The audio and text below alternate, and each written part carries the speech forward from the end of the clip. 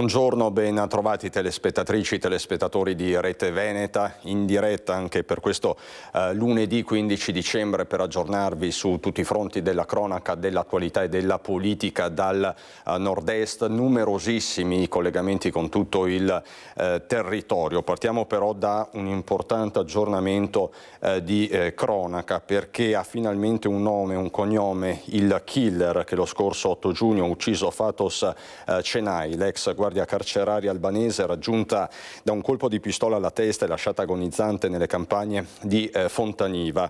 Il 58enne era stato ricoverato in condizioni disperate in ospedale a Padova, dove era morto dopo 3 giorni. Le indagini dei carabinieri del reparto operativo di Padova con la compagnia di Cittadella e soprattutto le decisive indagini del RIS di Parma hanno portato all'identificazione del presunto responsabile del delitto, tanto che sabato scorso è stato eseguito un ordine di custodia cautelare in carcere a carico di un 45enne sempre di Fontaniva, che è stato arrestato con l'accusa di omicidio aggravato.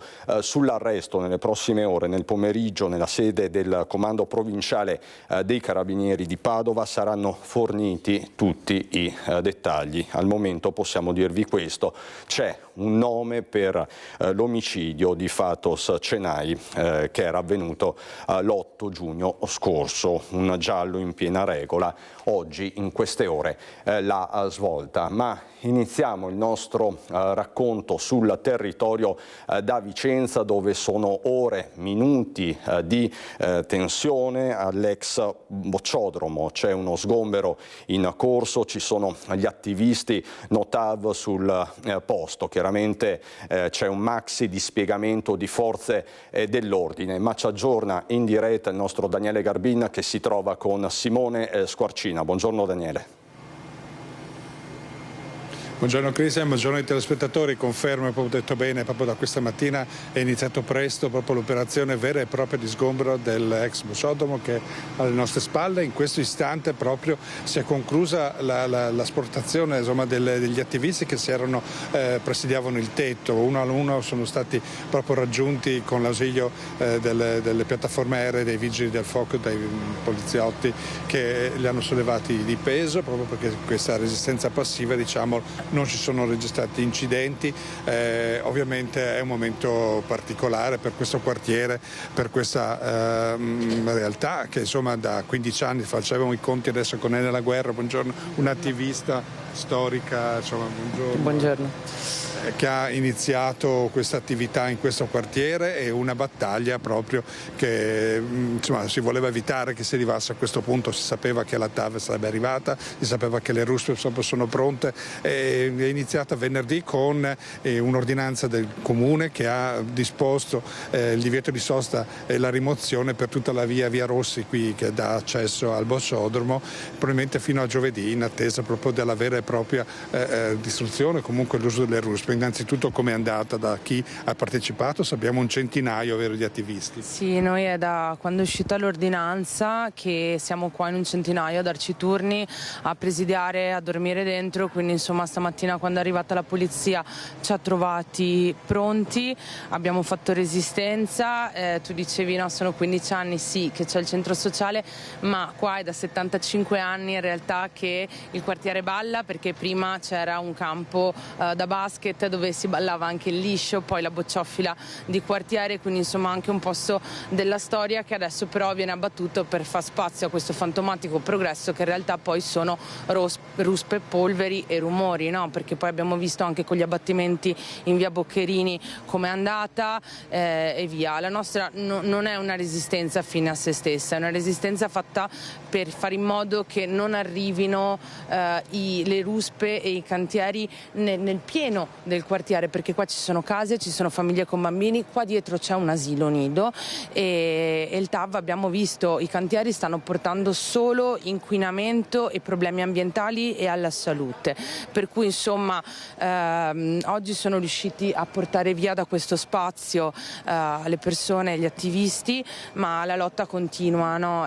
Di 2 giorni fa la notizia che IRICAV 2 ha finalmente ceduto ceduto la proprietà del bosco Lanerossi al comune, quindi quello è un bosco salvato, resta da salvare il bosco di Calte e resta comunque da continuare a fare in modo che questo progetto faccia i minori danni possibili in città, e noi così continueremo a mobilitarci. Ecco, proprio su questo sappiamo che eravate mobilitati anche nei giorni scorsi, c'è stata una colazione solidale, insomma vi state pianificando, insomma non è una resa dal vostro punto di vista, perché comunque la vostra presenza in città è assolutamente presente. Volete, con questo non si conclude la vostra azione in questo caso? No, assolutamente.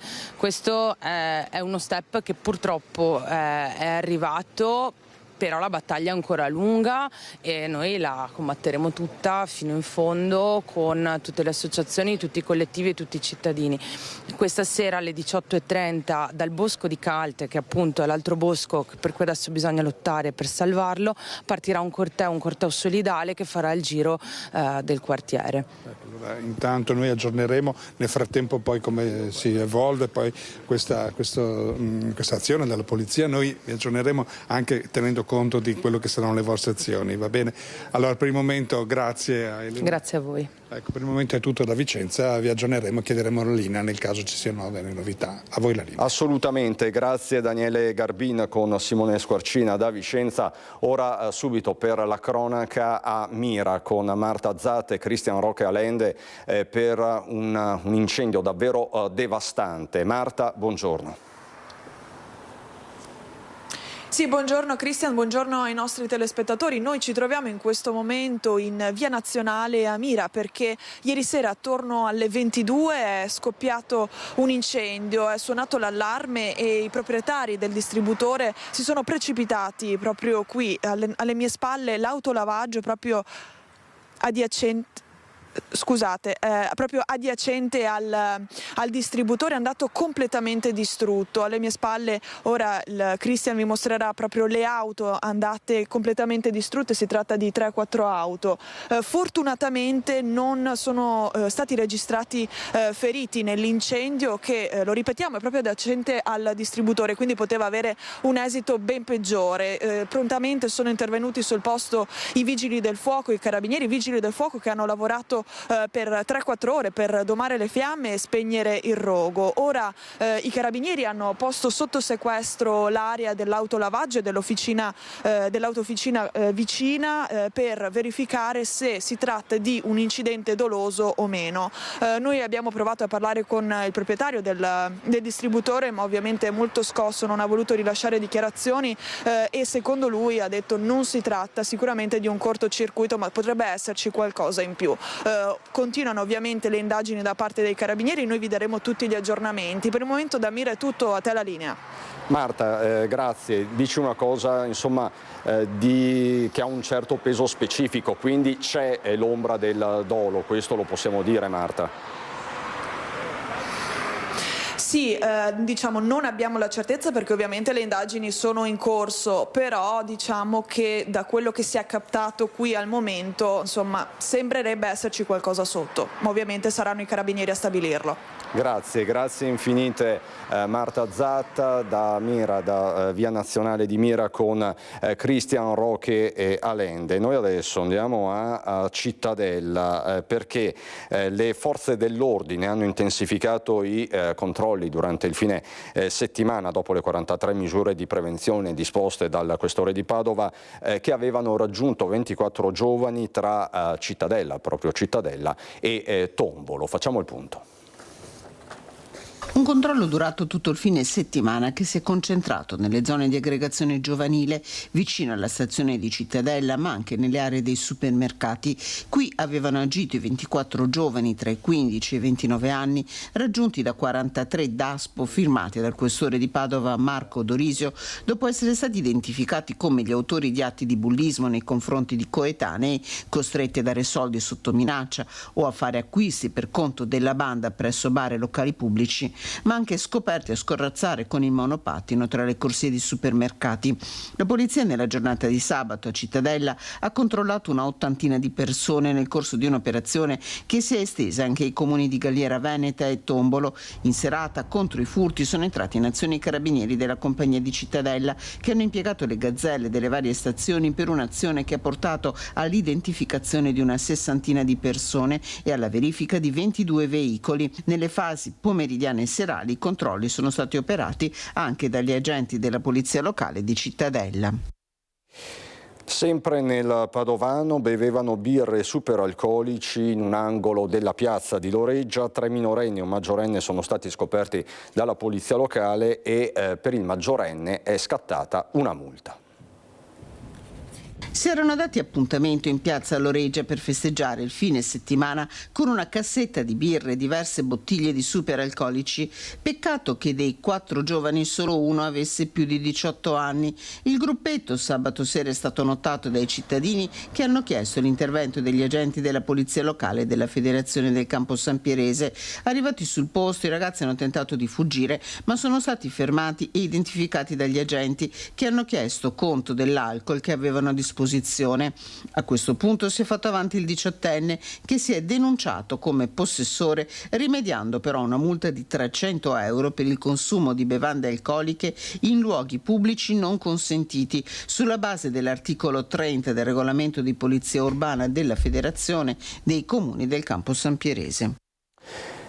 È morto dopo una breve malattia all'ospedale di Castelfranco Veneto l'avvocato Roberto Quintavalle. Nato a Perugia il 1 maggio 1945, dopo aver conseguito la laurea in giurisprudenza, a 21 anni arrivò in Veneto negli anni 70, stabilendosi prima a Vicenza, poi a Castelfranco. Tra i tanti casi affrontati sicuramente il più rilevante è stato l'omicidio di Iole Tassitani, una storia che l'aveva segnato profondamente sotto il profilo professionale, ma soprattutto umano, e su cui aveva scritto anche il libro intitolato La mia verità. Grande appassionato di musica, è stato presidente del Conservatorio di Castelfranco Veneto.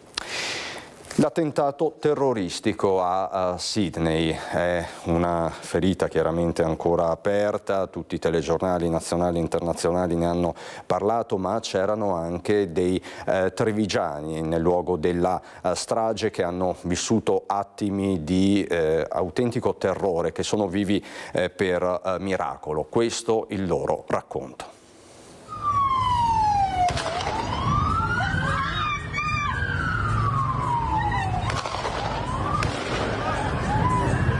Pensavamo di andare nella stazione della polizia perché appunto passano ambulanze, leggi i messaggi che c'è stato l'attacco a Bonn e non si ancora quanti morti. Paolo, 48 anni, fisioterapista trevigiano che da 2 anni vive e lavora in Australia, deve la sua vita a una festa in barca che lo porta inconsapevolmente a lasciare Bondi Beach, la spiaggia più famosa di Sydney, poco prima che si scateni l'inferno. A poca distanza, in un locale che sovrasta il litorale, anche i fratelli di Vidor Brian e Steven De Vecchi sono miracolosamente sfiorati dalla morte. L'orrore di un nuovo attentato terroristico antisemita prende la forma di 2 uomini, padre e figlio di origine pakistana, 50 e 24 anni, che alle 18:45 ora locale fanno fuoco sulle 2000 persone radunate per l'Hanukkah, la festa ebraica delle luci.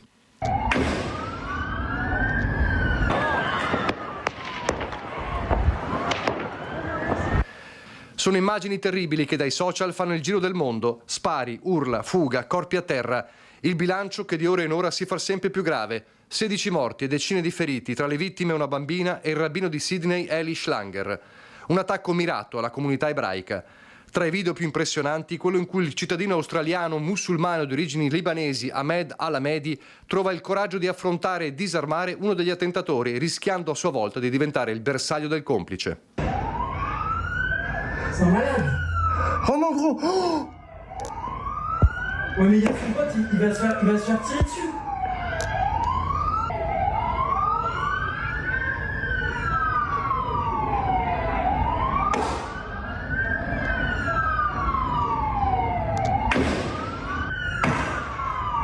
En gros, il a récupéré l'arme du mec qui... Siamo scesi dalla festa in barca e dei miei amici nella chat, quelli dei beach volley, hanno iniziato a mandare i video, hanno iniziato a chiedere se eravamo tutti ok perché c'era qualcuno che ha sentito spari. Sono momenti terribili e di grande incertezza, perché l'essere scampati all'attacco in spiaggia non toglie la paura. Non si sapeva, siccome c'era voci che stava succedendo anche nel sobborgo vicino, Dover Heights, non sapevamo dove andare, capito? Il terrore di altri attacchi, la ricerca di un posto sicuro. Paolo è ancora sotto shock, poca la voglia di parlare. Intanto i 2 attentatori vengono colpiti, il padre ucciso, il figlio ferito gravemente. Nell'auto dei killer vengono trovati ordigni esplosivi. Indagini ancora aperte come il bilancio dell'orrore, mentre il livello di allarme si rialza in modo esponenziale con la circolare del Dipartimento di Pubblica Sicurezza che dice mantenere la massima attenzione sui possibili obiettivi ebraici in Italia. Questo dunque il racconto drammatico di uno dei trevigiani presenti a Sydney in quei minuti, in quelle ore drammatiche. Ora ci spostiamo a San Polo di Piave, apriamo la pagina, ahimè ai noi quotidiana, dedicata ai furti, perché non c'è pace in buona parte del nord-est. A San Polo di Piave è stata colpita una nota azienda pirotecnica, un furto per decine di migliaia di euro. Un furto con ogni probabilità su commissione, portato avanti da bande di professionisti, ma ci racconta tutto in diretta la nostra Daniela Sizzia con Nicoletta Rizzetto. Buongiorno Daniela. Con calma. Buongiorno Cristian, buongiorno ai telespettatori. Ci troviamo a San Polo di Piave, lo vedete dietro alle mie spalle, è il bunker dove è avvenuto il colpo, il bunker dove si trovavano tutta la merce che è stata rubata. Parliamo di fuochi d'artificio, ma importanti, non di certo ovviamente petardi. Hanno selezionato i prodotti, hanno riempito un furgone, sono passati per questo campo, sono arrivati fino lì. Noi adesso ne stavamo parlando pochi minuti fa proprio con la proprietaria, che è davvero molto scossa. Sono con il sindaco, abbiamo provato un po' a convincerla a parlare con noi, ma davvero sono esasperati un po' tutti i proprietari, perché dicono non è possibile arrivare al clou della nostra stagione e trovarci con un colpo del genere, con un bottino così pesante, perché hanno perso probabilmente più di 60.000 euro di merce. Sindaco, buongiorno intanto. Buongiorno e grazie a voi per essere qui e purtroppo a testimoniare un ennesimo caso di furto, anche se appunto in questo caso non possiamo parlare di un furto in abitazione, diciamo semplice, ma qui ci troviamo di fronte a qualcosa di più strutturato, probabilmente anche di studiato, che ha causato un forte danno alla ditta. Ecco, la famiglia Papa è una famiglia molto conosciuta in paese e la pirotecnica gestita dalla famiglia è una pirotecnica conosciuta in tutto il Triveneto, quindi sicuramente chi ha selezionato il furto andava sul sicuro, sapendo che appunto questo è il periodo dell'anno dove sostanzialmente c'è la vendita maggiore di prodotti, visto il Natale, visto il Capodanno imminente, visto anche poi le festività del Panevin, quindi sicuramente in questo momento i magazzini erano anche pieni e ben forniti, e arrivare a fare un colpo così mirato e anche studiato in maniera particolare per le vie di accesso, visto che il bunker è comunque in una zona agricola, quindi circondato da campi, da vigneti, ecco, fa tutto pensare al fatto che sia un furto organizzato e anche strutturato. Ecco, un furto sicuramente su commissione, ci dicono anche gli investigatori, un comando di almeno 4-5 persone, e sapevano cosa facevano, sapevano dove andare. Un colpo veramente da film. Per evitare gli allarmi perimetrali sono saliti sopra il tetto, hanno tentato prima di smontare i pannelli che ci sono sopra, non riuscendoci hanno tagliato il pannello, si sono calati con delle corde, da qui hanno prelevato tutto il materiale, come vi diceva anche il sindaco, con prodotti selezionati ovviamente, e hanno riempito il furgone. Addirittura alcune parti, alcune scatole non sono riuscite a mettere nel furgone perché era pieno, le hanno lasciate sul campo, poi sono fuggiti. Ora ovviamente i carabinieri stanno cercando di ricostruire tutta la vicenda, cercando anche di capire da dove sono venuti, che percorso hanno fatto, e quindi sindaco hanno acquisito le immagini delle telecamere di tutta la zona. Sì, mi sono sentito questa mattina appunto con il comandante dei carabinieri della stazione di San Polo. Loro adesso hanno fatto richiesta appunto di tutte le immagini del circondario. Noi siamo anche in collaborazione con il comune di di Ormelle, e quindi tutta la videosorveglianza e i lettori target dell'area sono stati dati al vaglio appunto degli investigatori in maniera tale da poter ricostruire questo percorso. Ecco, la via di accesso per questo magazzino appunto è da Ormelle, zona Ormelle Cima d'Olmo, quindi non da San Polo, per questo appunto la collaborazione più ampia. Sicuramente faremo il massimo per cercare di dare supporto agli investigatori e soprattutto per dare vicinanza alla famiglia, perché in un momento appunto così particolare avere un danno di questo tipo è sicuramente difficile, è sicuramente estenuante anche da dover gestire, da dover ingoiare, come si suol dire. Però ecco, noi come comunità gli siamo vicini e spero che anche tutti gli avventori abituali che conoscono questa pirotecnica da molti anni, che sanno come lavorano, spero che siano vicini anche loro in maniera tale da potergli permettere di ripartire presto e lasciare alle spalle quanto accaduto. Grazie davvero Sindaco. Come vi dicevo, un comando di 4-5 persone, trasfertisti, qualcuno dice probabilmente dal sud, qualcuno invece dice dall'estero, non si sa, certo è che un comando specializzato in questi tipi di colpi. Cristian, qua da San Polo è tutto, io ti restituisco la linea. Grazie Daniela Sizia per la parte tecnica, Nicoletta Rizzetto, grazie al sindaco Nicola Fantuzzi, e noi continuiamo nella pagina, in questa pagina dedicata ai furti. Vi dicevo, non c'è pace a nord-est, non c'è pace soprattutto nella Marca trevigiana. Andiamo a Olmi di San Biagio di Callalta con i ladri che hanno tentato di entrare in una villetta. I proprietari erano appena andati a letto e se li sono visti attraverso gli occhi elettronici, le telecamere della videosorveglianza. Ci racconta tutto Marta Marangon. Sono le 9:15 di sera. La famiglia Zorzi, papà, mamma e 2 bimbi piccoli, sono già andati a letto nella loro villetta in via Postumia a Olmi. Alessandro Zorzi sta guardando il cellulare quando gli arrivano le immagini delle telecamere di videosorveglianza di casa. Primo momento, la prima immagine, pensavo fosse qualcuno di famiglia o il mio cugino di fianco che per qualche motivo era venuto a bussare, e poi sono partito altre immagini, ho capito da lì che erano dei ladri che stavano girando il perimetro della casa. Sono in 3, 2 hanno il volto coperto da passamontagna, tutti indossano i guanti per non lasciare impronte. Alessandro avvisa la compagna di chiamare subito i carabinieri, intanto con l'adrenalina a 1000 scende al piano terra e si trova faccia a faccia con uno dei ladri, a dividergli solo il vetro del portoncino. Ho acceso le luci grandi che ho attorno alla casa e da dentro, visto che uno l'ho visto di là della porta, dalla sagoma del vetro, ho detto andate via subito, che ho chiamato i carabinieri. Quando ho acceso le luci grandi sono scappati.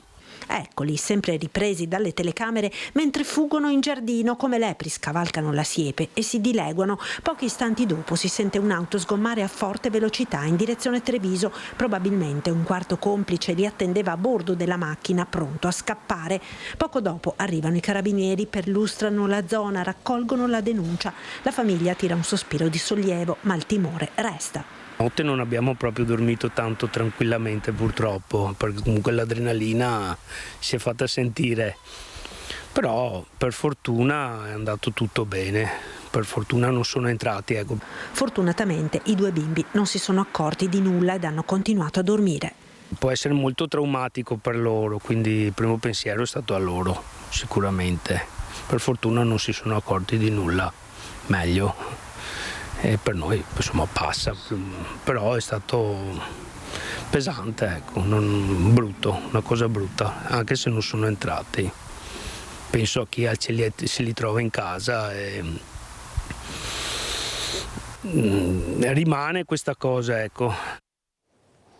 Così a Olmi di San Biagio di Callalta, copione analogo anche nel Padovano, da nord a sud. A Cadone, che sta per entrare in funzione un moderno sistema di controllo dei veicoli che entrano nel territorio comunale. A Conselve un anziano ha fatto arrestare il ladro. L'orario è sempre quello, tra le 18 e le 21, quando c'è buio e le famiglie sono a casa. Ladri scatenati a Cadoneghe, soprattutto nel quartiere che si trova a ridosso della tangenziale, via di fuga ideale dopo un colpo. Questi banditi non hanno neanche più timore di entrare nelle case quando dentro ci sono le persone. E sono fenomeni veramente schifosi, scusatemi il termine, ma è incredibile come noi non possiamo vivere in tranquillità nelle nostre comunità e nelle nostre case. Quasi completato l'intervento da 250.000 euro, Cadoneghe Città Sicura. L'amministrazione sta installando nuove telecamere, in totale saranno 80, che con un sistema sofisticato comunicheranno con polizia locale, carabinieri, questura e prefettura e controlleranno tutti gli accessi al territorio, identificando con precisione i veicoli. Basterà segnalare qualche dato come colore, modello, l'inizio della targa. Basterà solo questo per noi per individuare immediatamente qual è il veicolo e sapremo anche se il veicolo si trova ancora all'interno del nostro territorio comunale oppure è già uscito e anche in quale direzione. Quanto al ruolo dei cittadini, no alle ronde, sì al controllo di vicinato. Noi riteniamo che questo non risolva i problemi, ma aiuti la gente a essere innanzitutto consapevole, in secondo luogo a lavorare e non essere omertosi e girarsi dall'altra parte, quindi quando c'è un fenomeno che vediamo nel nostro quartiere di strano eccetera, lo si comunica per mettere un'allerta generale. Le ronde, quando queste danno l'impressione di volersi sostituire allo Stato, di essere alternativi alla forza pubblica, no, questo non possiamo assolutamente permetterlo. A Conselve intanto un 73enne fa arrestare il ladro. Svegliato dai rumori che venivano dalla porta d'ingresso, ha chiamato subito il 112 e i carabinieri hanno fermato un 28enne, ora agli arresti domiciliari, mentre cercava di scavalcare la recinzione esterna. Aveva con sé un paio di forbici in acciaio e un arnese da scasso, compatibile con le scalfitture rilevate sulla porta d'ingresso. Vi do un aggiornamento di cronaca che ci porta nel bellunese, tra l'altro tra poco andremo a Belluno, ma per la politica, per parlare di politiche della montagna. La Guardia di Finanza di Belluno ha sequestrato 6.500 articoli non sicuri, di cui 5.000, pensate a tema natalizio, in 2 distinti servizi in esercizi commerciali della zona. Nel primo intervento sono stati bloccati oltre 5.000 prodotti tra addobbi di Natale e articoli casalinghi di vario genere, per un valore complessivo di 24.000 euro presso un'attività commerciale del bellunese gestita da un cinese. Nel secondo intervento i finanzieri della tenenza di Feltre hanno invece proceduto ad analogo sequestro di circa 1.400 prodotti di largo consumo e di vario genere, articoli per bricolage, fai da te, casalinghi, accessori per la casa, accessori per la cura della persona, saponi, cancelleria e giocattoli, per un valore complessivo di ben 71.000 euro, e questo presso un'attività commerciale del Feltrino gestita da un soggetto di nazionalità pakistana. In entrambi i casi i prodotti sequestrati non recavano alcuna informazione sulle confezioni destinate al commercio, con la mancanza dell'uso della lingua italiana. Poi tante altre contravvenzioni. I responsabili sono stati segnalati anche alla Camera di Commercio come da procedura. Adesso ci occupiamo di un caso che continua a far discutere, ricco di colpi di scena, continui. La mattina di 4 anni fa, il 14 dicembre 2021, scompariva Liliana Resinovic, la pensionata di 63 anni, il cui corpo sarebbe stato trovato il 5 gennaio successivo in un boschetto dell'ex ospedale psichiatrico di San Giovanni, in 2 grossi sacchi neri, la testa chiusa in altri 2 sacchetti con un cordino che fissava al collo. Dicevamo un giallo in piena regola. Sono passati 4 anni di interrogativi. La donna abita a San Giovanni, in via Verrocchio. Le ricerche proseguono incessantemente. Alla vigilia di Natale gli operatori si sono focalizzati sulla zona Boschetto Ferdinandeo senza trovare tracce. Sono stato qua 10 giorni davanti al televisore, pensando giorno e notte, senza dormire, non riuscivo neanche a mangiare.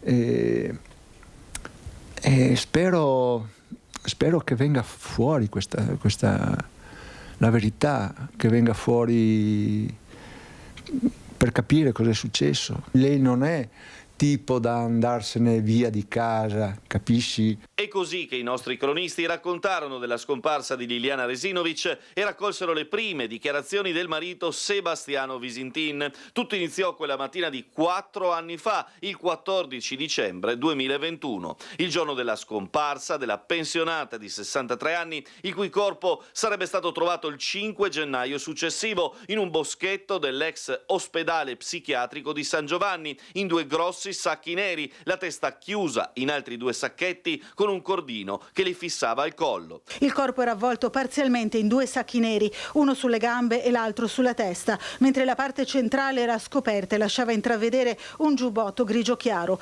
Dopo 4 anni, indagini serrate, numerosi esami e perizie, la riesumazione del corpo e un ribaltamento delle ipotesi della morte da suicidio a omicidio, con tanto di cambio della PM titolare e nel frattempo della figura di procuratore capo, il caso attende ancora una soluzione. L'ipotesi del suicidio, sostenuta dalla PM Maddalena Kergia, fu smontata dal GIP Luigi Dainotti, al quale era stata proposta l'archiviazione, che indicò in oltre 20 punti la direzione che dovevano prendere le indagini, a cominciare dal capo di imputazione, omicidio. Stravolgimenti dell'ipotesi iniziale, da tempo attesi dal fratello della donna, Sergio, che non ha mai creduto a un gesto volontario. Voglio avere delle prove certe e scientifiche proprio su come è morta e cosa è successo. Lei ancora non crede che si sia suicidata, sostanzialmente? No, mai più, proprio mai più. Oggi l'inchiesta è affidata alla PM Ilaria Iozzi e le indagini svolte dalla polizia in stretto riservo. Una sola persona risulta indagata, Sebastiano Visintin, marito di Liliana, per il reato di omicidio, e le indagini sono ancora in corso. E tutti dicono è lui. Capisci? Ti senti preso di mira, insomma, speri che presto ci sarà la verità. La persona si sarebbe suicidato subito, immediatamente. L'uomo si è sempre professato innocente, la vicenda da subito è diventato un grande caso mediatico, con protagonisti, oltre a Visintin, Claudio Sterpin, che sostiene di essere stato l'amante di Liliana, con la quale era alla vigilia di una vita insieme. L'uomo è da sempre convinto che Visintin sia almeno a conoscenza dei dettagli sulla morte della moglie. Perché più ritardiamo, più i colpevoli la fanno franca e purtroppo non solo chi è stato ammazzato, ma anche tutti quelli che le volevano bene sono qua che soffrono ancora e non mi sembra giusto. Questo dunque il caso di Liliana Resinovic, caso che resta aperto con numerosissimi colpi di scena. Vi dico già che fra poco torneremo a collegarci con Vicenza, dove è in corso lo sgombero dell'ex bocciodromo. Ci sono gli attivisti, non manca la tensione con le forze dell'ordine, ma fra poco per l'appunto torneremo a collegarci con Daniele Garbin e Simone Squarcina. Prima però vi porto a Treviso, dove in queste settimane si è parlato tanto di baby gang, di disagio giovanile. Ci sono stati degli episodi anche eclatanti, una settimana fa circa l'aggressione shock ai danni di 4 ragazzini finiti in ospedale da parte del branco, 8 soggetti che peraltro sono stati individuati e identificati, e c'è proprio un'iniziativa contro le baby gang da parte del comitato Prima i Trevigiani. È stato appeso uno striscione fuori Porta San Tommaso proprio nei luoghi dell'ultima aggressione. Sempre Marta Marangon. Come Comitato Primi Trevigiani abbiamo deciso di fare questa azione per tenere alta l'attenzione su questa problematica che sta diventando una piaga. Lo striscione baby gang e Maranza è finita la tolleranza è stato srotolato ed appeso davanti Porta San Tommaso dal Comitato Prima i Trevigiani ed Azione Studentesca ad una settimana esatta dalla brutale aggressione subita da un gruppo di ragazzi da parte dei componenti di una banda che li ha picchiati selvaggiamente. Vogliamo esortare anche i giovani a tenere alta la testa, di non aver paura di questa gentaglia e che uniti si possono sconfiggere queste mele marce che stanno creando grossi problemi alla nostra società. A sostegno dell'iniziativa dei giovani del comitato legato politicamente a Fratelli d'Italia anche il consigliere comunale Alberto Ciamini. È inammissibile e inaccettabile che la condotta di questi cosiddetti Maranza, o se vogliamo chiamarli più correttamente piccoli delinquenti appartenenti a baby gang ricada sull'intera comunità trevigiana, anche perché poi a farne le spese sono i nostri giovani che amano e rispettano il proprio territorio, sono i giovani che hanno scelto Treviso come formazione e sono quei poveri esercenti che adesso si ritrovano ad incrementare il personale di sicurezza. Anche il circolo di Treviso di Fratelli d'Italia interviene sulla questione. Secondo la presidente Marina Bonotto, il tema della sicurezza urbana va inserito in una visione più ampia che tenga conto anche degli aspetti educativi e sociali. Così dunque Marta Marangon, e si sta collegando da Vicenza Daniele Garbin con Simone Squarcina, perché mi dice Simone che ci sono le ruspe in azione. Parliamo dell'ex boccodromo che si sta mobilitando la polizia. Fra poco teoricamente riusciamo a collegarci in diretta. Angelo Morao in diretta in regia con Antonio Paul. Appena mi fate un accenno andiamo da Daniele. Vedo che Daniele sta prendendo posizione. Forse Daniele mi senti Daniele? Che cosa sta accadendo? Sì. Allora, in questo momento state anche vedendo le immagini di Simone Squarcina, proprio è entrata in azione la ruspa dopo quella prima fase proprio pacifica con l'intervento dei vigili del fuoco, e la ruspa che è entrata in azione ha praticamente divelto il telaio di legno che era stato messo per dare accesso al tetto. Nel momento in cui è iniziata la demolizione sono partiti dei lanci di frutta o mandarini o oggetti da dietro. Ci sono almeno una trentina di attivisti asserragliati all'interno, e in questo momento c'è la ruspa che ha sospeso i lavori perché ha provocato quel varco intorno alla vetrata che sta vedendo, proprio per dare modo di accedere poi alle forze di polizia che in questo momento si sono preparate. Il reparto del mobile proprio alle nostre spalle sta prendendo posizione con gli scudi, le maschere, i caschi. Insomma, sembra che sia finita la fase tutto sommato di relativa calma con cui è stato fatto l'intervento fino ad ora, e stanno indossando le maschere a gas. Ricordiamo che sono stati lanciati dei fumogeni, stanno in questo momento anche urlando dietro degli slogan, probabilmente hanno minacciato comunque di reagire, e quindi l'ambiente si sta scaldando. In questo momento proprio vediamo anche la tensione, si stanno proprio compattando, ci stanno facendo... Ecco, vedete, ci stiamo allontanando proprio perché la dirigente che sta seguendo l'intervento teme qualche reazione violenta, come sta dicendo, quindi probabilmente saremo ancora qui ad assistere. Ecco, dicevamo insomma che è da venerdì che si stanno preparando.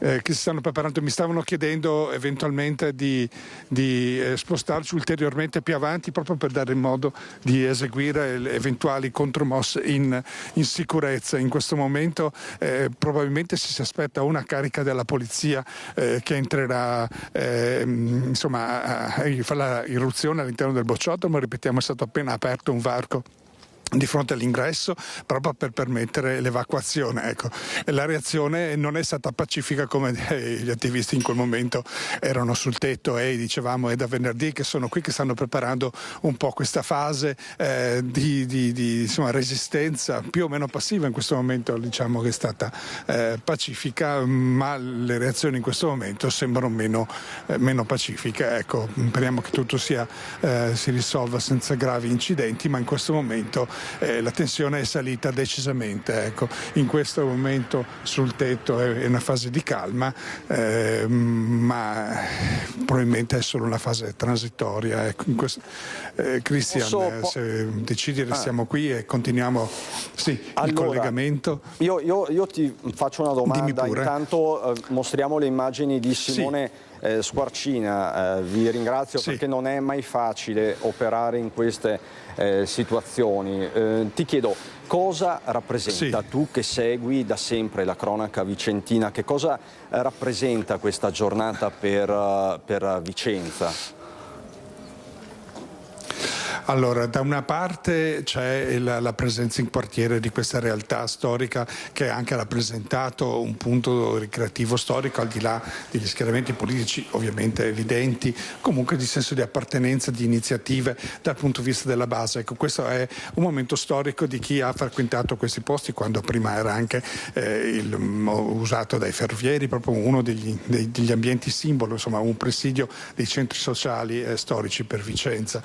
Dall'altra parte comunque anche segno, con l'arrivo della TAV, di una realtà che sta avanzando e che trova qui nel quartiere Ferrovieri una grossissima trasformazione. Ecco, è un po' un passaggio di consegne tra un passato, ricordiamo che il bossodromo è stato aperto nel 2011, è stato occupato agli attivisti anche con fasi alterne, con gli schieramenti poi politici a seconda delle amministrazioni, anche ricordiamo di centrodestra, poi centrosinistra, insomma ci sono stati momenti di tensione proprio sull'opportunità o meno di far sgombrare. Ecco, si è arrivati allo sgombero attraverso la rimozione della TAV. Ecco, coincide quindi questa fase di un passaggio di consegna. Ecco, probabilmente il centro sociale sarà semplicemente spostato, perché da quello che abbiamo capito gli attivisti stanno resistendo, ma sposteranno il focus da qualche altra parte. Questa è la sensazione, un po' le voci che circolano, Cristian.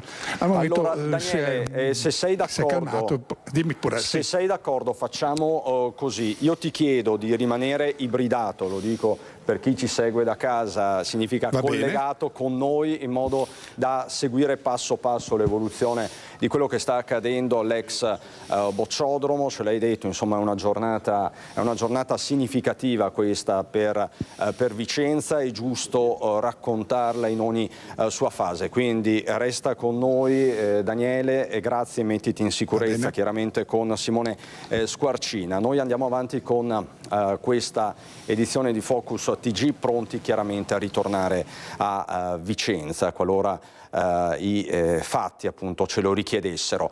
Non so se è pronto per caso Mirko Cavallin da Rosà, forse è pronto Mirko, chiedo anche alla regia. Sì, lo vedo, perfetto, grazie Italo Morao, grazie Antonio Polo. Andiamo dal nostro Mirko Cavallin, perché insomma cambiamo pagina, voltiamo pagina, parliamo del consorzio di bonifica Brenta che dovrebbe iniziare una nuova fase, uso il condizionale perché chiaramente è d'obbligo, mi pare di capire, ma ci racconta tutto il nostro Mirko Cavallin. Buongiorno Mirko. Buongiorno Cristian, bentrovati con Tommaso Migotto alla parte tecnica. Siamo nell'azienda agricola di Paolo Brotto, che era uno dei candidati lista numero 4 delle 5 liste per il rinnovo degli organi del consorzio di bonifica Brenta, l'unico tra i consorzi di bonifica del Veneto ad essere stato commissariato dallo scorso mese di maggio, perché le elezioni esattamente di un anno fa avevano portato un risultato di sostanziale stallo con 3 liste. Non è stato trovato un accordo e poi la regione appunto ha mandato il commissario. Allora, quest'anno Mirko, le liste erano addirittura 5. Mirko, perdonami, stanno caricando su Vicenza, torno da te fra pochissimo. Linea a Daniele Garbin. Daniele, mi stai sentendo? Che cosa sta accadendo all'ex bozzodromo? Sì, ti sento. Sì, ecco. Sì, stanno caricando in questo momento proprio appena siamo spostati, si sono asserragliati, ecco, vediamo che sono lanciati dei fumogeni in questo momento, è stato impartito l'ordine proprio di sgombero e invece c'è stata questa resistenza, ecco che sono partiti i fumogeni in questo momento, botta e risposta dalla polizia, che appunto il dirigente si è accostato proprio alla barriera, che è stata fatta una barricata nel giardinetto interno. In questo momento non si vede perché c'è la coltre di fumo, ma un attimo fa è stato dato l'ordine e che è stato invece non eseguito, ed è partita questa sassaiola da una parte, ma anche con questi fumi, questi fumogeni. È uno scambio per il momento di questo tipo, non si vede molto, però è chiaro che non è una reazione pacifica come quella che si è svolta fino ad ora. Ci sono presenza dei poliziotti e stanno esaminando la situazione. Probabilmente una parte sta valutando anche di accedere all'interno della vetrata. Non a caso hanno indossato le maschere a gas gli agenti in questo momento. Vediamo più avanti proprio si sta schiarendo dai fumi quello che è stata realizzata questa barricata con metalli, serramenti, materiale di recupero, proprio per impedire l'accesso alla corte interna dall'esterno dell'edificio. È una fase di stasi in questo momento. Cristian, noi stiamo osservando in diretta con voi le immagini di Simone Squarcina. Valuteremo anche come stanno reagendo poi gli occupanti. Sentiamo poi se viene impartito qualche ordine dai dirigenti che stanno seguendo la situazione, come fa. Sentiamo un po' anche cosa dicono. Sì, sono molto tesi, c'è tensione in questo momento ovviamente di quello che sta succedendo.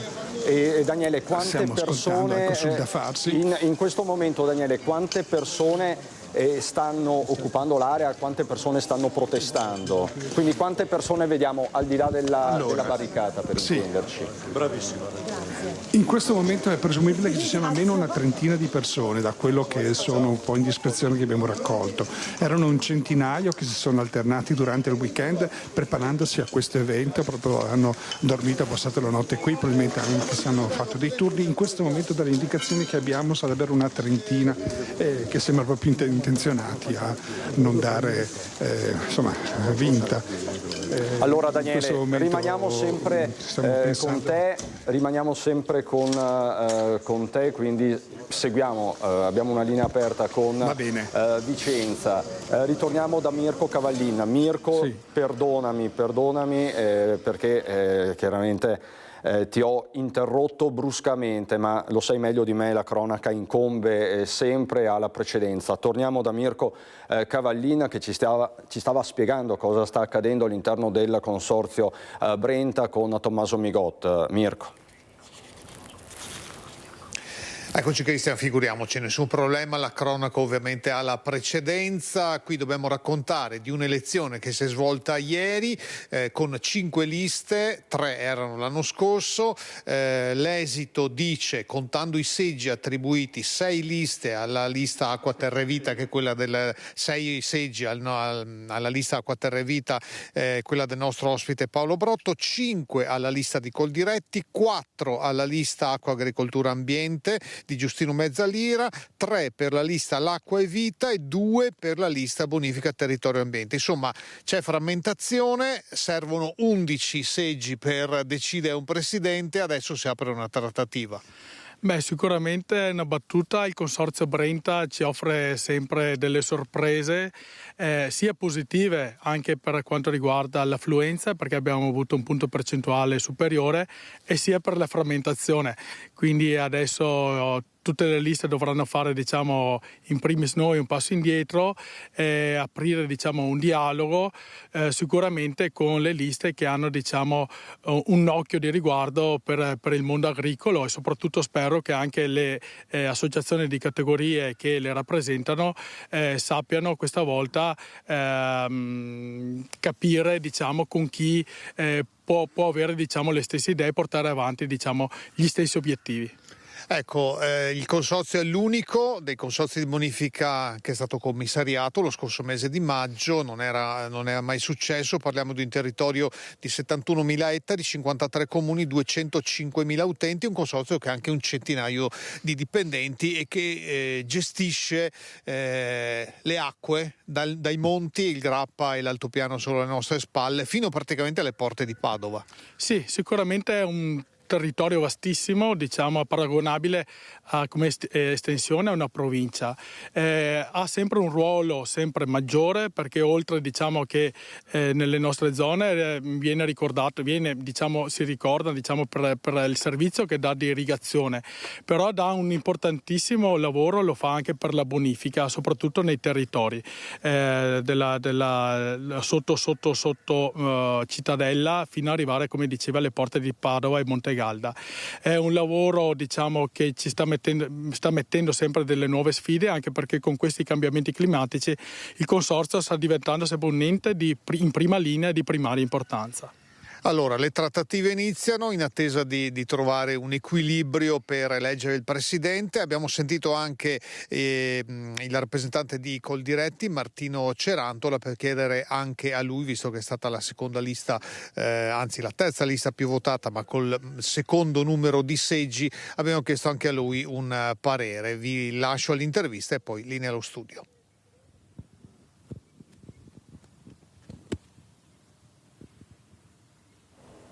Grazie Mirko, fra poco sentiremo anche l'intervista. Ritorniamo per un attimo su Vicenza.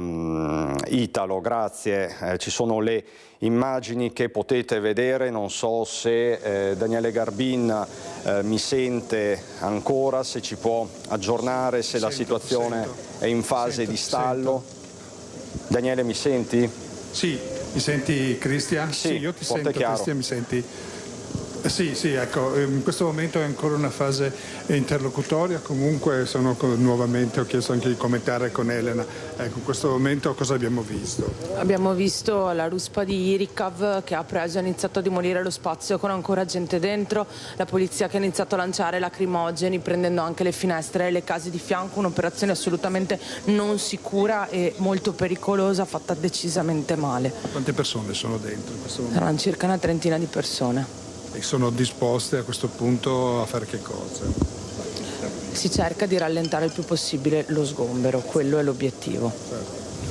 Grazie Elena, in questo momento continuiamo a vedere e anche la polizia vediamo che sta elaborando un po' il piano, ecco, stanno valutando anche l'accesso attraverso il varco nella vetrata. È ancora una fase, noi vediamo in fondo gli attivisti indossano dei cappelli e vi sono anche che cosa significa? Ecco, vediamo che lanciano nuovamente in questo momento i lacrimogeni, ecco. Sono partite un'altra volta la carica, proprio in questo momento abbiamo visto gli attivisti con dei cappelli di protezione che ricordano insomma quello che era un po' la scelta, l'immagine era stata fatta di essere guardiani degli animali dei boschi, anche attraverso l'abbigliamento di tutori dell'ordine, anche naturale, ecco, contro la TAV. Questa era un po' l'impostazione. Ecco, nuovamente vedete questo lancio di ulteriori fumogeni, anche l'abitazione, come diceva, che stava commentando quello che sta succedendo, stanno arretrando in questo momento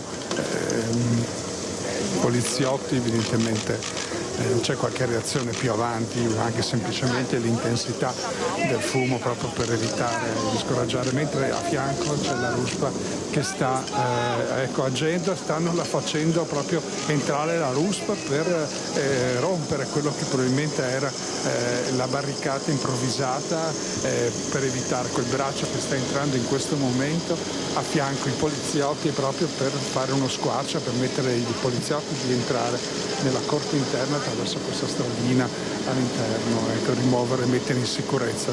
È una fase interlocutoria di tensione, vediamo, non c'è la disponibilità agire, comunque fare solo un'azione dimostrativa, ma c'è proprio l'intenzione di porre in atto una resistenza decisa. Ecco.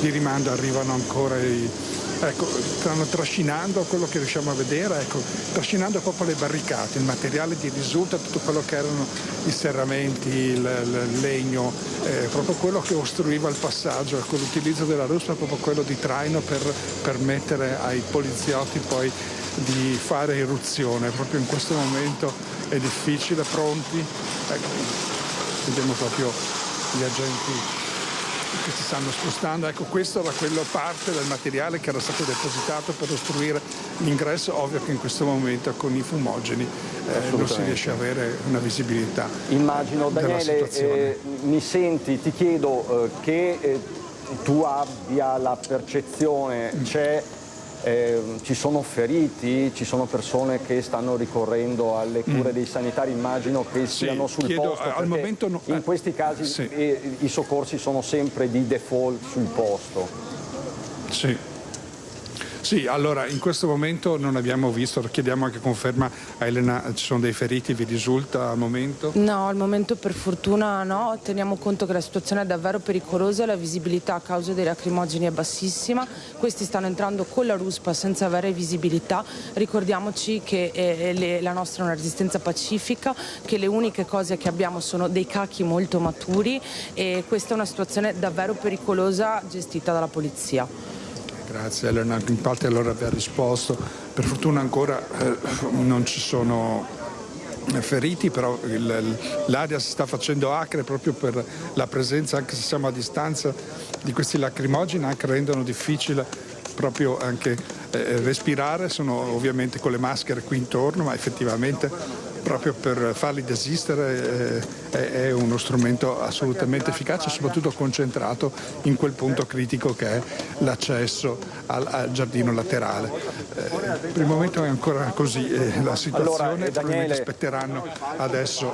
Daniele, sì. Restiamo sempre con le tue immagini d'ora in poi, le mettiamo in seconda finestra, le mettiamo in finestra che così possiamo seguire step by step quello che avviene all'ex bocciodromo di Vicenza. Ti ringrazio per questo tuo racconto preciso, rimaniamo con te. Intanto do il benvenuto anche a Emanuele Crosato, sindaco di Cessalto, rappresentante di Forza Italia, che mi è venuto a trovare e Crosato, non possiamo non partire da un commento a queste immagini. C'è uno sgombero in corso, l'ex bocciodromo di Vicenza. È chiaramente un simbolo della città, ma insomma è una vicenda che si conosce in tutto il Veneto. Poi sappiamo quanto a Vicenza sia forte anche il movimento Notav, sia forte anche l'ala dissidente. Che commento si sente di darci di fronte a queste immagini, che sono immagini di tensione, lo possiamo dire, insomma, di scontro anche? Sì, intanto ringrazio la vostra TV che documenta quest'atto e anche il vostro inviato sul presente. Mi viene da dire la massima vicinanza a quei poliziotti, anche sentendo i commenti, credo, dell'attivista. Loro si trovano in momenti difficili perché sono loro che devono garantire l'azione dello Stato, garantire la legalità, e devono farlo in queste situazioni. Non certo è una cosa che vogliono, e anzi devono farlo, e devono farlo in queste situazioni di difficoltà. Io credo che se siamo arrivati a questo punto sicuramente ci sono stati dei passi amministrativi, informazioni, e quindi si stiano muovendo nella massima legalità, e quindi non vedo nessun altro motivo se non dir grazie. Poi vedo anche del materiale di risulta, i cancelli che si vedevano sono quelli che solitamente servono per fare i cantieri, e quelli praticamente sono stati distrutti per fare una barriera, quindi non stiamo più parlando di un atto, diciamo, pacifico, ma è comunque una violenza fatta anche nei confronti di chi sta operando in questo momento e della ditta che deve fare legittimamente il proprio lavoro. Quindi lei, diciamo, in questo momento dice la legalità va preservata e va ristabilita. Ma sì, anche nel rispetto, vediamo anche nel rispetto delle persone che abitano in quei edifici accanto, che devono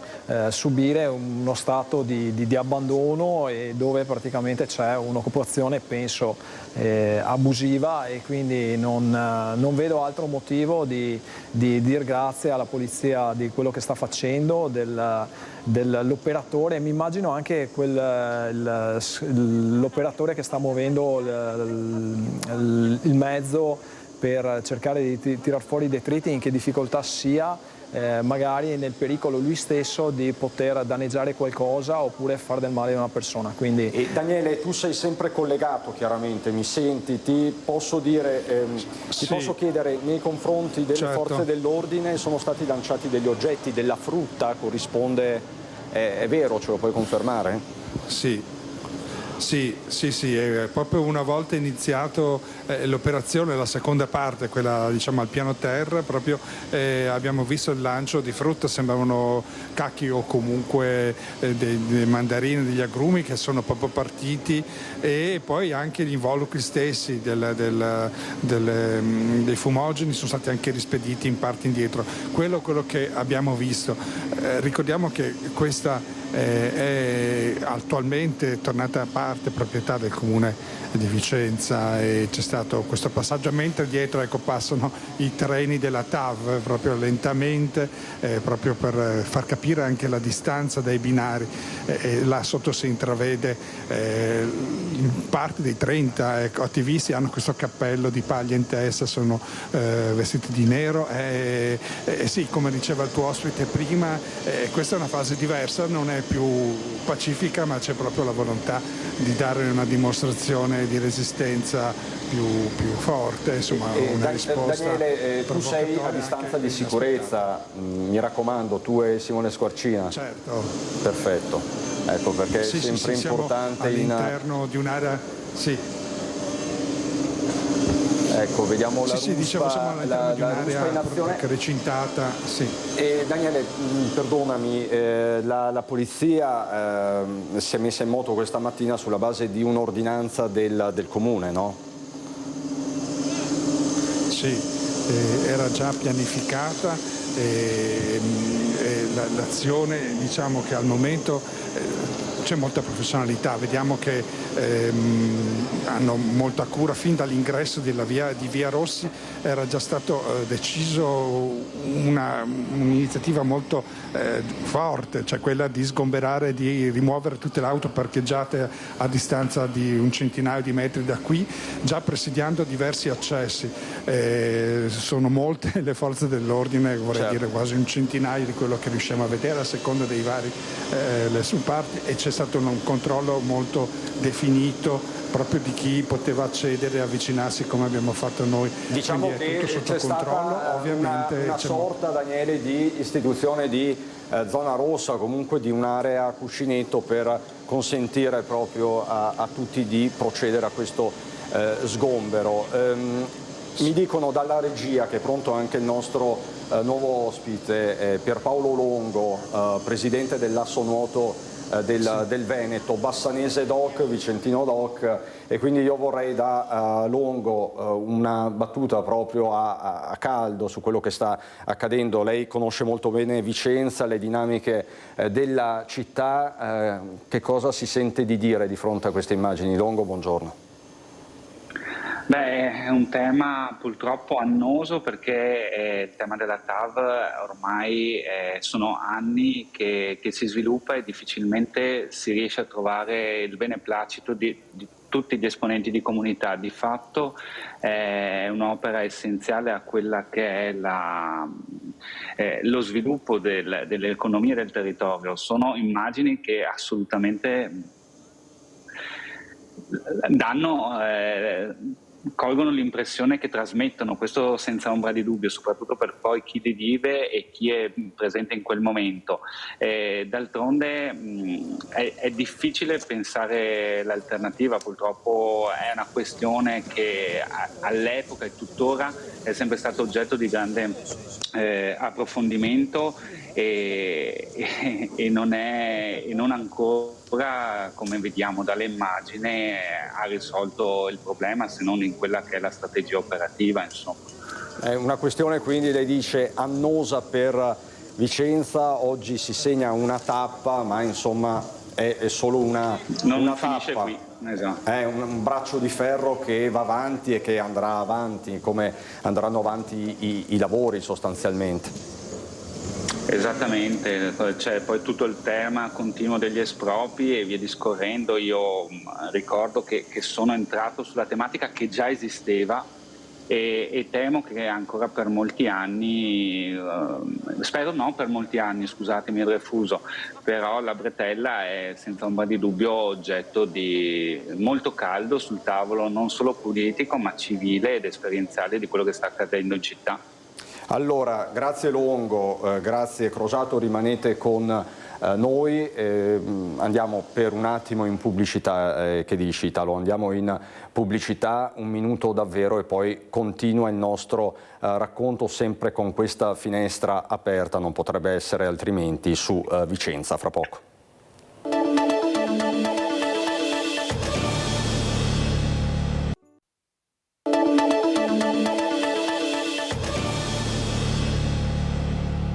Di nuovo in diretta Focus TG, abbiamo ribaltato la scaletta come spesso avviene per raccontarvi in diretta quello che sta accadendo a Vicenza. Le immagini che vedete sono relative allo sgombero dell'ex bocciodromo di Vicenza. Sul posto per noi ci sono Daniele Garbin e Simone Squarcina, che sono a distanza di sicurezza, ma alla distanza giusta per documentarvi quello che sta accadendo anche proprio in termini di immagini. La polizia, che forse si sta preparando, correggimi se sbaglio Daniele, a una nuova carica all'interno dell'ex bocciodromo. Ci sono circa, se mi confermi anche questo, una trentina di dissidenti. Insomma, Daniele, che cosa ci puoi dire? Mi pare che questa sia un po' la quiete prima della tempesta, noto della tensione.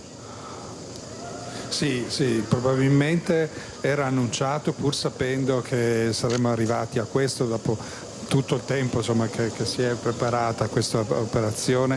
Effettivamente lo vediamo anche dagli ostacoli che hanno messo in atto in questo piccolo percorso. Gli attivisti hanno veramente depositato strati su strati di materiali dal cancello, e riusciamo solo a intravederlo da questa posizione. Si sono preparati sicuramente per tempo, proprio per rendere difficile questa operazione. Ecco, se qualcuno pensava magari come è stato, lo ricordiamo, la scorsa occupazione di quella strada nel bosco di Calte, che sono stati messi in atto gli idranti, e lì in quel caso era necessario prendere possesso di quella parte di bosco proprio per dare modo ai mezzi del cantiere di realizzare una via di accesso. Ecco, qui invece è necessario prendere possesso dell'intero. Ecco, vediamo in questo momento sono gli stessi attivisti che hanno lanciato questa coltre di fumo in questo momento per ricaricare.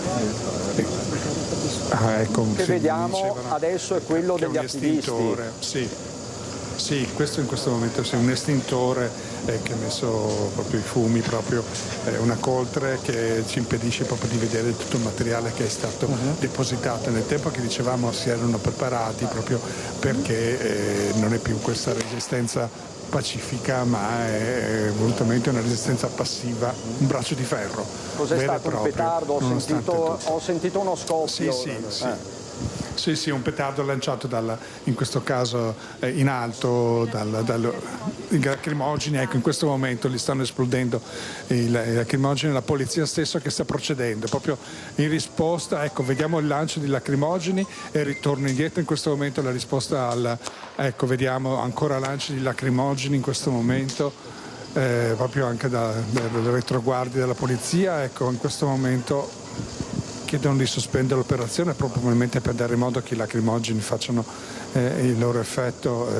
Si sono spostati più in là, però effettivamente è stata fatta un'operazione di deposito di materiali molto importante. Ecco, dicevamo prima, si sono preparati per tempo, perché questo è anche un simbolo, l'aveva detto prima Elena Guerra del quartiere, e questo momento non è stato voluto, insomma, come momento di transizione pacifica. Ecco. E Daniele, in questo momento stanno procedendo, mi pare, gli agenti di polizia, sì, stanno sono entrando, proseguiti. o sbaglio? Sì, hanno guadagnato un'altra decina di metri, ma come dicevo prima, probabilmente o lo sapevano, ecco, fanno anche ricognizione nel condominio laterale, ecco, hanno guadagnato un'altra decina di metri rimuovendo gli altri ostacoli, abbattendoli, che erano stati ammassati. Ricordiamo che l'ordinanza, ecco, altro lancio di lacrimogeni anche lateralmente dall'edificio del condominio laterale, proprio per farli arretrare.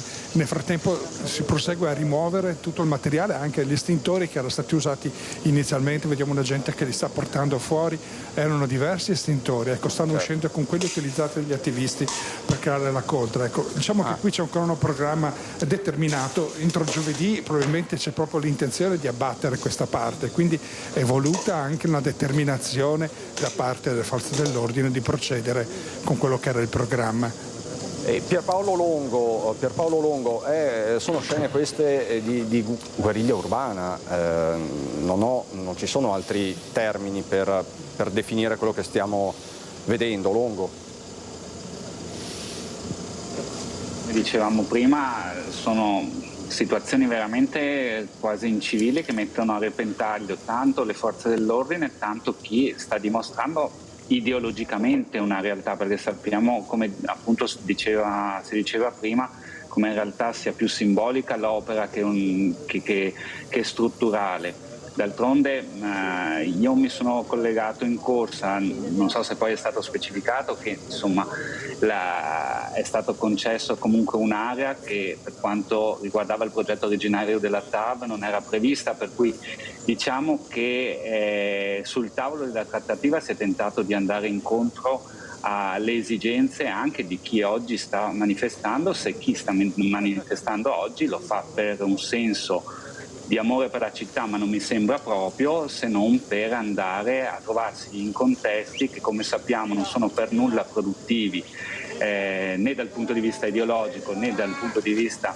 dell'oggettività delle richieste, e mettono solo in una brutta luce una realtà che di fatto è pianificata, avrebbe, e penso e spero voglia svolgersi in maniera concreta e nella miglior prassi possa essere messa in atto, se non per poche, ma adesso io non ho idea di quante persone ci siano dall'altra parte della barricata, perché sono scene incredibili che io stesso sto osservando con un'attenzione, perché mettono a repentaglio insomma quella che è la tranquillità anche delle persone che vivono in quella località di Vicenza, e non è assolutamente giustificabile quello che stanno mettendo in essere, torno a dire, per un puro senso di ideologia che così non è per nulla costruttiva, insomma. Puro senso di ideologia, dice Longo, condivide Crosato?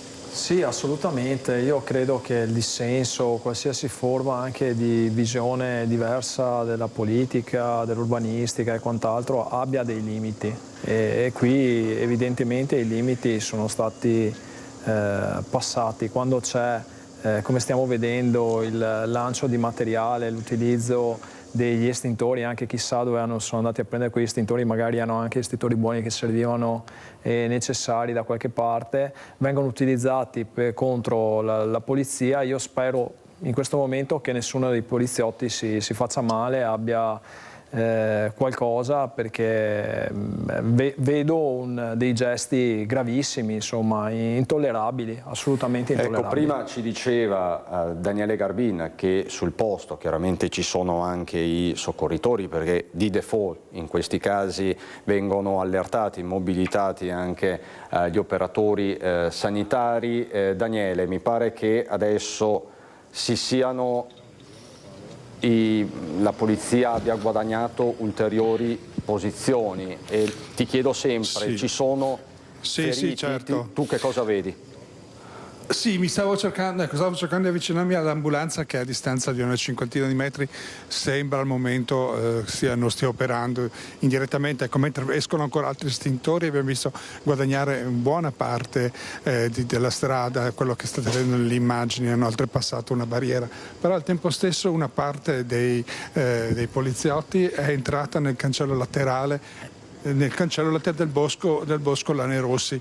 Abbiamo visto entrare anche qui a fianco, questo è l'ingresso principale, ma c'è stata un'altra azione di un nucleo di poliziotti che ha cambiato direzione, e probabilmente per aggirare dall'altro lato, quello per il momento inaccessibile, lo stabile, è entrata da questa porta laterale in questo momento, quindi è una manovra a tenaglia che è stata messa in atto proprio per riuscire a raggiungere dietro. Ecco, sono stati guadagnati vediamo altri metri, per il momento adesso chiederò, vediamo se riesco ad avvicinarmi, perché non posso proprio muovermi in direzione, ma per avere attento, conferma che Daniele, effettivamente stai attento, ecco, sì, certo. mi raccomando. E quindi però tu stai dicendo una cosa precisa, alcuni dei dissidenti si sono dileguati nel bosco retrostante e c'è in corso una manovra a tenaglia per, immagino, braccarli, identificarli poi.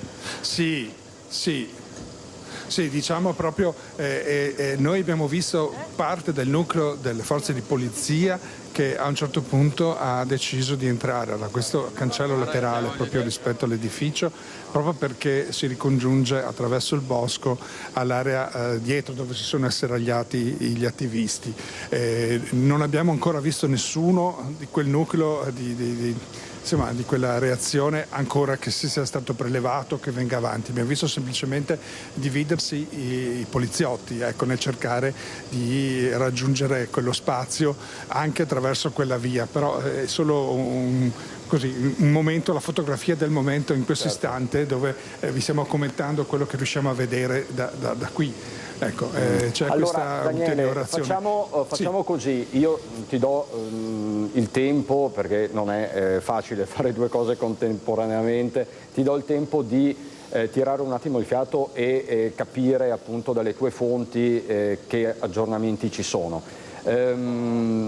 E quindi torno da te fra qualche istante. Io vi devo dare un aggiornamento di politica, perché è importante darvi anche questo aggiornamento. Fatta la giunta sabato, ve lo abbiamo raccontato in diretta, oggi è il giorno del Consiglio regionale, si convoca il primo Consiglio regionale dell'era Stefani e già c'è un caso, un vero e proprio caso, perché Sonia Brescaccin, eletta tra le file della Lega, Miss Preferenze nella Marca Trevigiana, ha annunciato nelle scorse ore la volontà di aderire al gruppo misto. Lo annuncia lei stessa in una sorta di lettera aperta. Brescaccin, che era risultata la più votata dopo Luca Zaia nella Lega, era in corsa per un assessorato, ma per Treviso ce l'ha fatta, come sapete, Paola Roma, che è la nuova assessora al sociale. Brescaccin scansa subito l'equivoco, dice: nessuna polemica o presa di posizione per la mia mancata nomina in giunta, perché mi è estremamente chiaro, dopo quasi 30 anni di politica, che alle regionali i cittadini ci votano per fare i consiglieri e non gli assessori. Pertanto non mancherò nel convinto supporto al presidente Stefani e alla sua giunta, nel rispetto del mio partito di appartenenza, la Lega. Insomma, è un colpo di teatro per certi versi. Restiamo sempre Italo, ti ringrazio su Vicenza, però intanto commentiamo anche questa notizia, che è un po' la notizia politica del giorno, soprattutto nella Marca Trevigiana. Crosato, cosa dice del fronte Forza Italia? Insomma, già la Lega perde un pezzo, mica da ridere.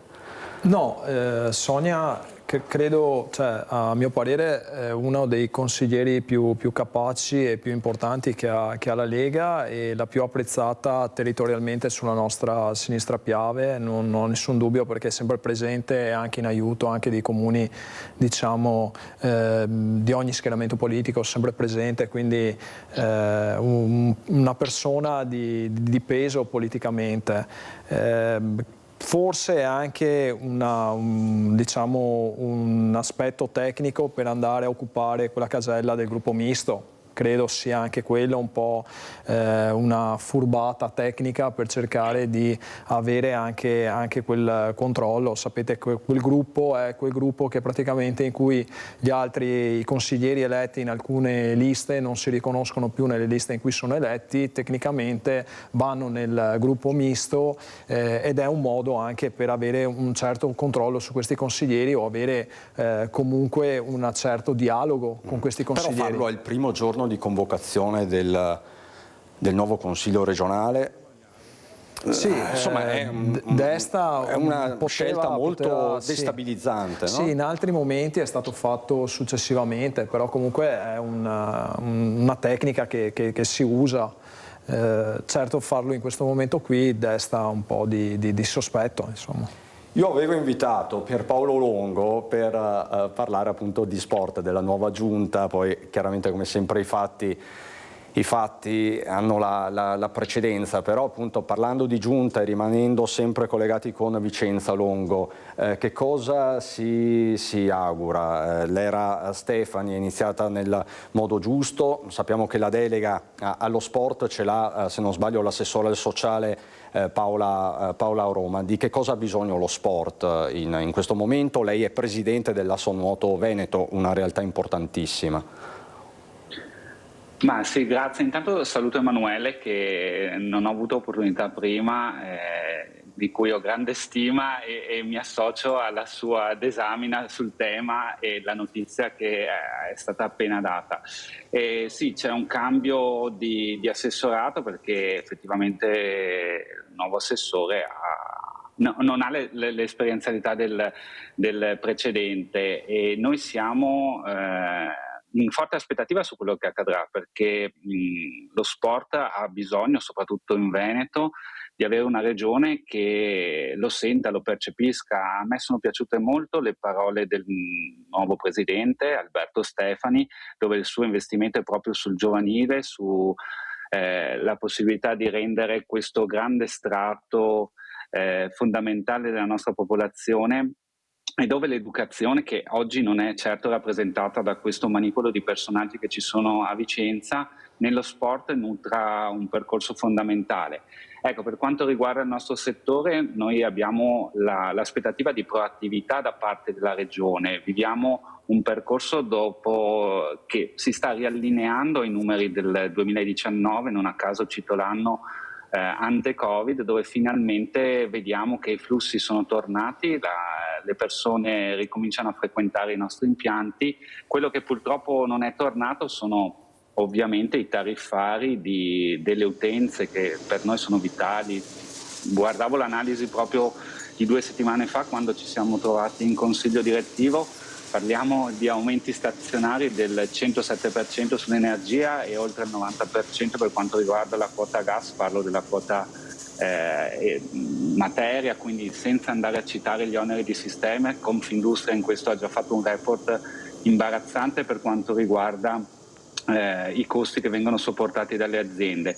Cosa può fare la Giunta? L'appello che io posso fare al nuovo assessorato, ma al Presidente stesso, è che metta in essere degli strumenti che facilitano la capacità delle nostre società, che ricordiamo sono società di volontariato principalmente, che devono rimanere in equilibrio, per cui la Regione, più che pensare a contributistica, che torno a dire mette la pezza sopra a una ferita sempre aperta, ben venga, siamo riusciti a ottenere buoni contributi anche da Roma, però non risolvono un problema strutturale. La nostra impiantistica è vecchia, per cui è energivora, ha costi fissi molto alti, per cui devono essere messe in atto delle manovre e delle strategie che portino a innovare i nostri palazzetti o sanarli quantomeno, quindi cercando di gestire e veicolare quelle che sono le poche risorse a disposizione verso la capacità imprenditoriale di chi gestisce oggi gli impianti pubblici e le piscine, che devo dire sono veramente forti e corazzati a far fronte a ogni tipo di esigenza, per permettere il flusso a questi ragazzi, a questi giovani che probabilmente non vanno a manifestare a Vicenza, ma sono persone che sono in grado di gestire un'educazione completamente diversa, e a frequentare quei palazzetti che oggi hanno bisogno di rinnovamento, di centrali termiche più all'avanguardia, una capacità di sostenibilità ambientale migliore. Non tutti noi siamo forniti di pannelli fotovoltaici, per fare un esempio, c'è grande investimento in questo, per cui la Regione secondo me può mettere in atto dei bandi interessanti proprio nella capacità di ristrutturazione dei palazzetti, oltre al fatto che potrebbe senza ombra di dubbio implementare un settore che manca nel famoso fondo di garanzia per l'impiantistica sportiva, dove per le società sportive non è così scontato accedere al credito. anche se possono detenere una liquidità, una redditività che è funzionale all'investimento. Quindi insomma Se è la un regione... appello molto composito il suo, ma lei chiede un cambio di passo, dei contributi a Completo. pioggia alle misure strutturali, possiamo dirla così, Presidente Longo? Sì, deve esserci un completo cambio di passo, perché devo dire che ad oggi lo sport c'è sempre stato un massordo. La Regione può fare tanto inserendosi anche nel circuito sportivo con protocolli che agevolino la capacità di fare sport anche curricolarmente parlando, per cui le armi ci sono nel confronto e nella comunicazione, come abbiamo avuto modo di approfondire col Presidente Stefani. Si possono trovare soluzioni che non necessariamente vadano a pesare sul bilancio della Regione, che sappiamo è appostato su esigenze molto più, passatemi il termine, prioritarie per Chiarissimo, Longo, davvero grazie per Paolo Longo, ci aggiorniamo, grazie anche per essersi adattato ai fatti e al racconto di questa giornata. Grazie per Paolo Longo, Presidente della Sonnuoto del Veneto. Allora, torniamo per un attimo da Daniele Garbin. Daniele, mi senti? Che cosa possiamo dire? Mi pare che l'atmosfera adesso si sia rilassata sostanzialmente. Cosa possiamo dire? Possiamo dire che sembra proprio che è arrivata poi la vera e proprio sgombero in questo momento, la presa di possesso da parte delle forze dell'ordine di questo posto. Effettivamente è un momento così della storia di questa realtà. Proprio in questi minuti, sono l'1:25, 27, proprio la polizia è entrata, lo ricordiamo prima, quella fase con l'uso di estintori è servita agli attivisti per coprirsi la fuga, perché a quel punto avevano resistito, dimostrato questa forma di resistenza. Ecco, mentre adesso proprio le ganasce stanno aprendo quello che era l'ingresso, che era stato barricato, vediamo ancora materiale davanti all'ingresso vero e proprio dello stabile. È anche un momento simbolico, proprio la restituzione alla città attraverso le forze dell'ordine di questo spazio destinato poi a essere abbattuto, però è proprio la fine di un ciclo attraverso queste immagini simboliche. Abbiamo visto i poliziotti entrare. Sì. Daniele, io ti ringrazio davvero, siamo alle battute conclusive, devo dare la pubblicità, ma io ti ringrazio per questo prezioso racconto, immagino non sia stato facile. Grazie a te e Simone Squarcina. Chiaramente questa sera nell'edizione dei nostri telegiornali vi daremo tutti i dettagli. Un minuto di pubblicità, grazie davvero Garbin, grazie Squarcina, un minuto di pubblicità e rientriamo con Emanuele Crosato.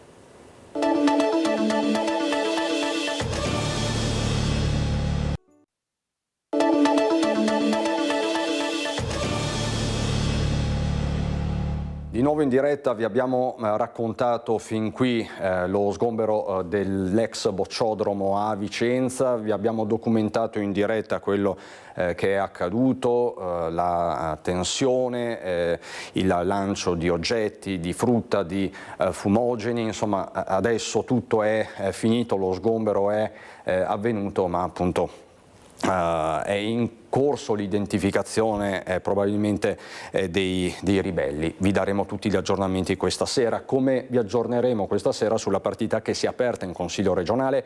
Oggi prima seduta del Consiglio regionale della nuova era Stefani, con l'incognita, qualcuno dice una certezza, ma sarà Luca Zaia il Presidente del Consiglio regionale?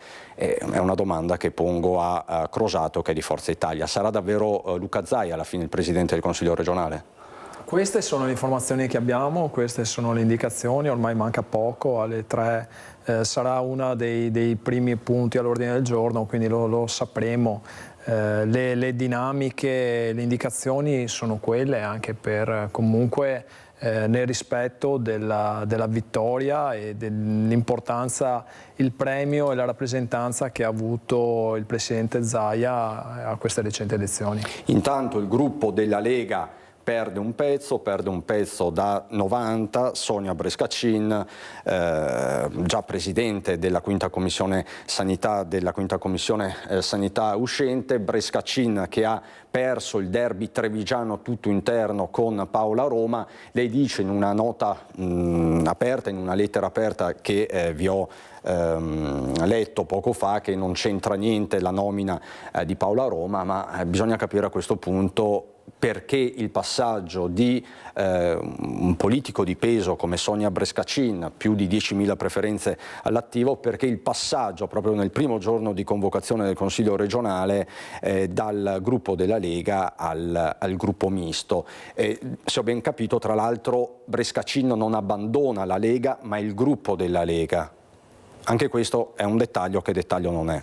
No, è quello che abbiamo letto dalla sua dichiarazione, quindi molto probabilmente va ad avvalorare una ricerca comunque di creare un secondo gruppo a latere della Lega, quindi spero sia solo un tecnicismo dovuto in primis ad andare a occupare quello che è il gruppo misto, che è quel gruppo in cui i consiglieri che non si ritrovano nelle liste in cui sono stati eletti confluiscono, e quindi avere comunque un dialogo con quella parte di consiglieri. Non credo ci siano altri motivi, anche perché comunque la provincia di Treviso è ampiamente rappresentata da un nuovo assessore che è Paola Roma, alla quale va veramente i miei complimenti per tutto quello che ha fatto in conferenza dei sindaci. È stato un ottimo sindaco, quindi, è una persona molto presente, quindi persona valida. Non abbiamo dubbi che farà benissimo. Crosato, grazie infinite anche per aver commentato con noi in diretta i fatti di Vicenza. Siamo davvero alle battute conclusive, giusto il tempo di guardare l'home page del Gazzettino, che punta sulle testimonianze dei veneti presenti ieri a Sydney, la strage in spiaggia. Ve ne abbiamo dato conto, vi abbiamo mostrato il loro racconto, vi abbiamo fatto sentire le loro voci, e poi appunto c'è il giallo di Fontaniva, che probabilmente a questo punto non sarà più un giallo, perché c'è un arresto, come vi ho detto in apertura di questo Focus TG, c'è un arresto per l'omicidio di Fatos Cenai, ucciso l'8 giugno scorso a Fontaniva da un colpo di pistola alla testa. In carcere c'è un 45enne, i carabinieri hanno indetto per il primo pomeriggio un punto stampa per dare tutti i dettagli. Chiaramente noi vi daremo tutti gli aggiornamenti nel corso dei nostri telegiornali di Bassano e Vicenza. Per il momento dal Focus TG è tutto, grazie a Italo Morao e Antonio Paul dalla regia. Buon proseguimento su Rete Veneta.